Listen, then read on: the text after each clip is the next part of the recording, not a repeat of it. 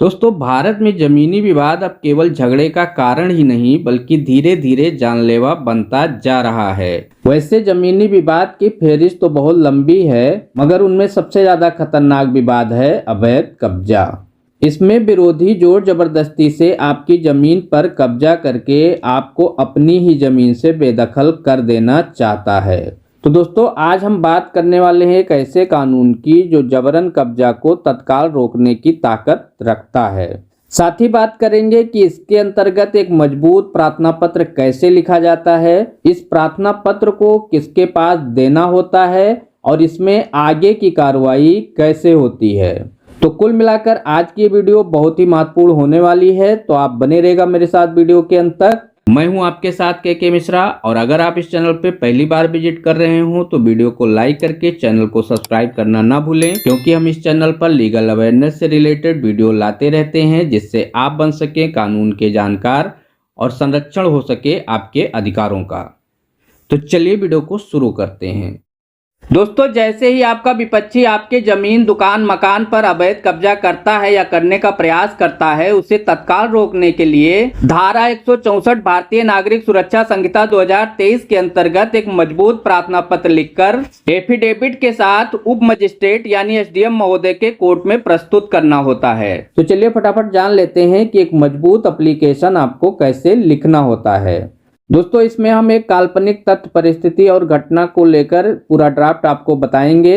ये पूर्ण रूप से काल्पनिक है, इसका किसी से वास्ता सरोकार नहीं है। आपके पास अपनी घटना, परिस्थिति और तथ्य होंगे तो आप उनको मिलाकर इसी तरह से लिख सकते हैं। तो इसके लिए आपको एक सादा वाटरमार्क लेना है और सबसे ऊपर न्यायालय का नाम पता लिखना है। उसके बाद आवेदक का पूरा नाम पता लिखना है, फिर बनाम लिख करके विपक्षी का नाम पता लिखना है। उसके बाद लीगल ज्यूरिडिक्शन लिखना है कि किस धारा के अंतर्गत ये प्रार्थना पत्र दिया जा रहा है। तो प्रार्थना पत्र अंतर्गत धारा 164 BNSS। उसके आगे उद्देश्य लिखना है कि वास्ते रोके जाने अवैध कब्जा। नीचे लिखेंगे महोदय, प्रार्थी निम्नलिखित सादर निवेदन करता है। धारा 1 में प्रार्थी को अपना पूरा नाम पता लिखना है। धारा 2 में अपना पूरा परिचय देना है कि यह कि प्रार्थी एक गरीब, असहाय एवं कानून कायदा को ना समझने वाला अनपढ़ व्यक्ति है जो अपनी जीविका खेती बाड़ी और मेहनत मजदूरी करके चलाता है तथा परिवार का भरण पोषण बड़ी कठिनाई से करता है। इस तरह से आप परिचय दे देंगे। तीसरी धारा में आपको विवादित जमीन का विवरण देना है कि यह कि विवादित आराजी, गाटा संख्या फला, रकबा इतना प्रार्थी के खाते की जमीन है जिस पर प्रार्थी का वर्षों से शांतिपूर्ण कब्जा व दखल चला आ रहा है। इसमें आप अपने कब्जे की स्थिति भी बताएंगे।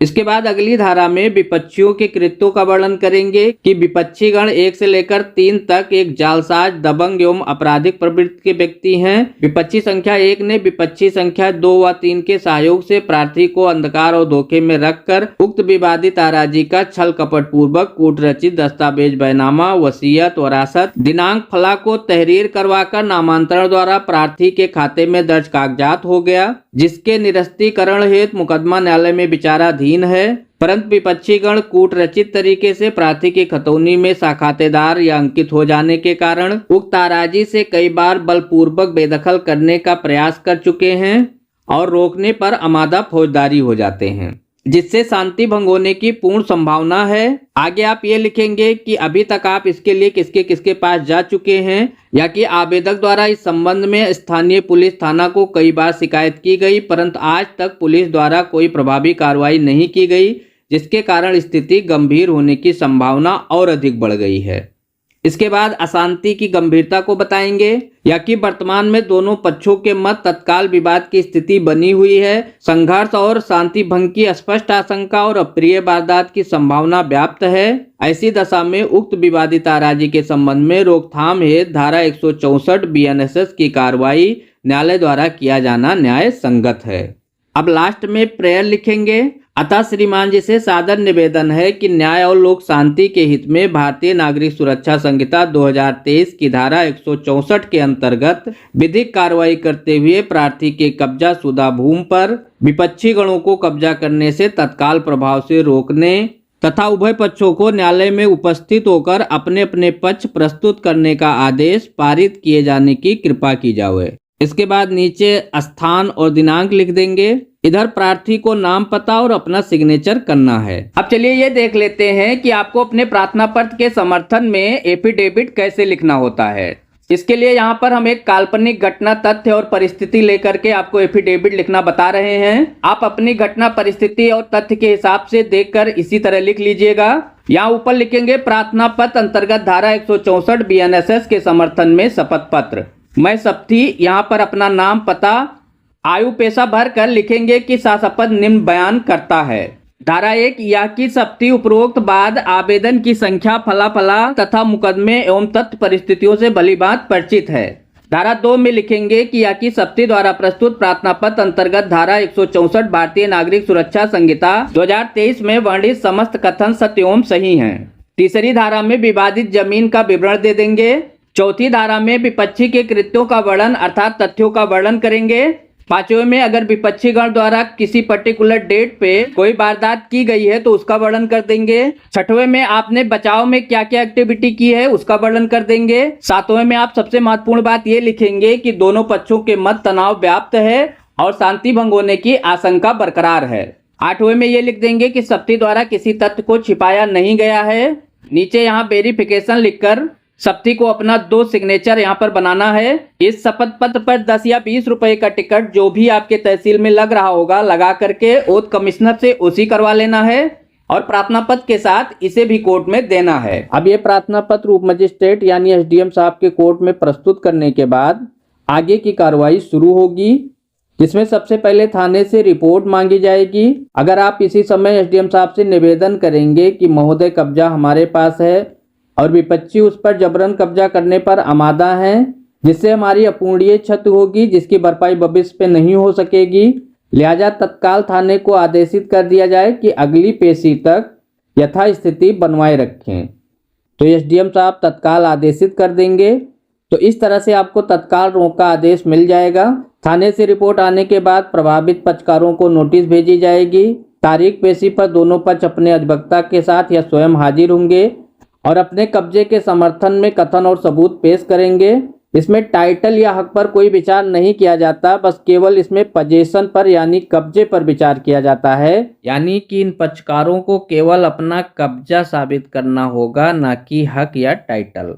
एसडीएम साहब सिर्फ इस पर विचार करेंगे कि विवादित जमीन पर विवाद की तारीख से 2 महीना पहले वास्तविक और शांतिपूर्ण कब्जा किसका था, कब्जा उसी को मिलेगा। अगर आपके विपक्षी ने आपके कब्जे को बलपूर्वक छीन लिया है या आपकी गैर मौजूदगी में कब्जा कर लिया है और अभी कब्जा किए ज़्यादा दिन नहीं हुआ है, 2 महीना से कम ही हुआ है, 2 महीने तक वो उस कब्जे पर नहीं बैठा है, तो वो कब्जा आपको वापस मिल जाएगा। और इस प्रकार से जब कब्जा बहाल किया जाएगा किसी एक पक्ष को तो बाकायदा जजमेंट आएगा, जिसमें स्पष्ट रूप से लिखा जाएगा कि क्यों एक पक्ष को कब्जा बहाल किया गया, क्यों दूसरे पक्ष को नहीं दिया गया। जिस समय धारा 164 की कार्रवाई चल रही हो उसी समय अगर ज़रूरत पड़े तो 126 की कार्रवाई भी 164 में चल सकती है।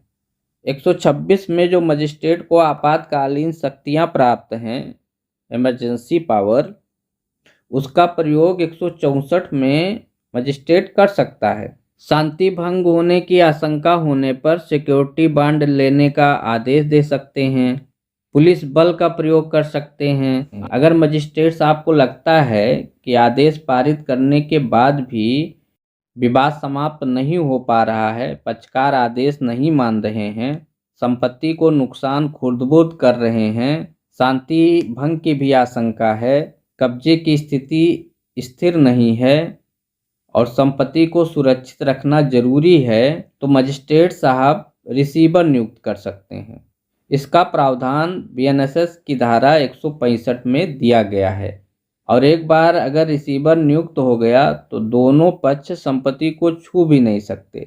निर्माण बिक्री अगर कर भी दिए तो ये अमान्य होगा, अवैध होगा, पुलिस को कार्रवाई करने का सीधा अधिकार होगा। अब अगर मजिस्ट्रेट साहब को लगता है कि विवादित संपत्ति पर या विवादित स्थल पर उपद्रव की आशंका अब समाप्त हो चुकी है, शांति व्यवस्था भंग होने का कोई खतरा नहीं रह गया है, तो वो 164 की जारी प्रक्रिया को समाप्त भी कर सकते हैं। इसमें जो हक हकूक का मामला होगा टाइटल का जो विवाद होगा वो सिविल न्यायालय में ही आपको लड़ना पड़ेगा। तो दोस्तों ये थी धारा 164 और अवैध कब्जा के बारे में संपूर्ण जानकारी।